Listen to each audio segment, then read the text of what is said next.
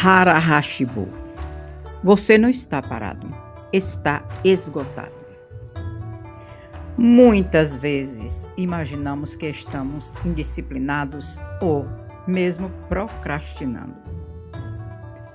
Mas talvez só estejamos cansados demais para continuar nos cobrando. O que acontece é que ninguém nos ensinou que quando estamos realmente esgotados, paralisamos, sem forças para seguir em frente. Alma bonita, seja bem-vinda ao canal A Viagem Dentro de Ti. Hoje seguimos tranquilos, sem pressa, onde respeitamos o silêncio e o tempo. Aqui nós não falamos sobre mudar a vida de uma vez, mas sobre aprender a caminhar com mais verdade, mesmo quando o corpo e a mente pedem silêncio. No episódio anterior, nós falamos sobre o Ikigai, sobre como a falta de sentido faz o medo assumir o controle. Mas hoje seguimos um passo adiante, porque muitas vezes o problema não é falta de propósito, é excesso de desgaste. Em Okinawa, no Japão, existe um princípio simples chamado Hara Hashibu. Ele orienta as pessoas a pararem de comer quando estão 80% satisfeitas e não quando estão completamente cheias. Isso não é por escassez, mas por respeito ao corpo. E o que quase ninguém fala, né? É que esse princípio pode ser aplicado a vida inteira, como um freio de mão que pode ser aplicado em várias vertentes da vida. Aplicando o Hara Hashibu à vida moderna. Nós não paramos quando estamos cansados. Nós paramos quando estamos esgotados. Quando o corpo já não responde. Quando a mente já não cria, quando o coração só quer desligar. E então, nos chamamos de fracos, preguiçosos, desmotivados. Mas, e se você não estiver parado? E se você só tiver ultrapassado todos os seus limites? Vamos identificar em um exemplo emocional. Talvez você reconheça isso. Você começa algo com entusiasmo. Dá tudo de si. E diz, só mais um pouco.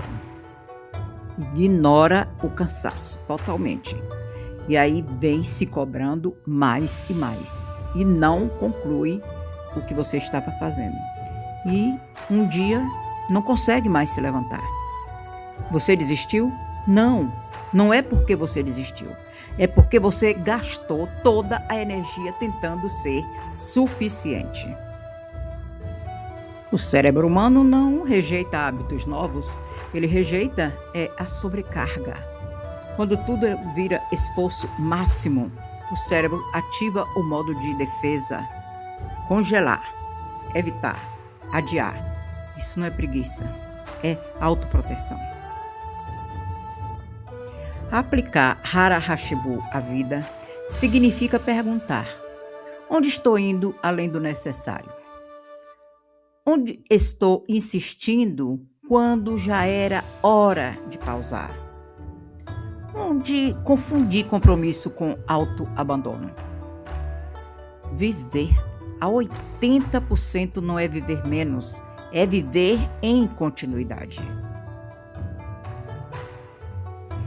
Vamos observar alguns exemplos práticos, né? Bem simples. Estudar um pouco e parar antes da exaustão. Observe que quando você estuda, ou mesmo quando você está lendo um livro, você leva aquele tempo e você não vê, não sente a hora de parar, só que você não absorve.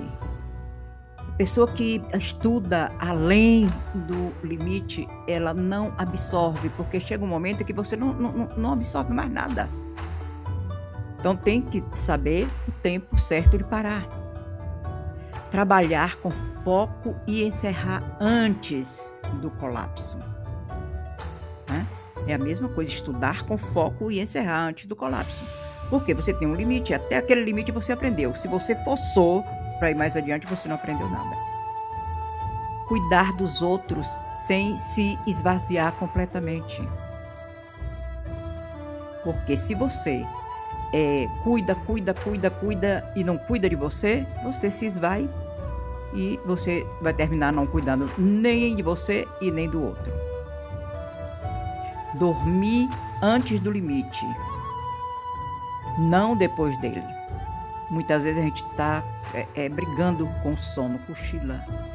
O pescoço vai lá embaixo, levanta, brigando com o sono. Gente, chegou o sono, dorme. Há um momento que você vai dormir, o seu limite, e você vai acordar. Quando você acordar, você faz o que tinha que fazer. O que continua, cresce. E o que é forçado, se quebra. Como dizia o filósofo japonês, o mestre Dogen, saber quando parar é também uma forma de sabedoria. Muitas vezes acontece de estarmos vivendo um momento em que tudo parece parado.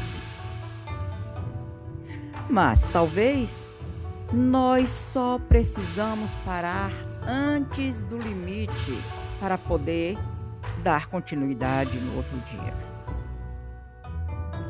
Então, o medo, ele não desaparece quando você se força. Ele diminui quando você se respeita.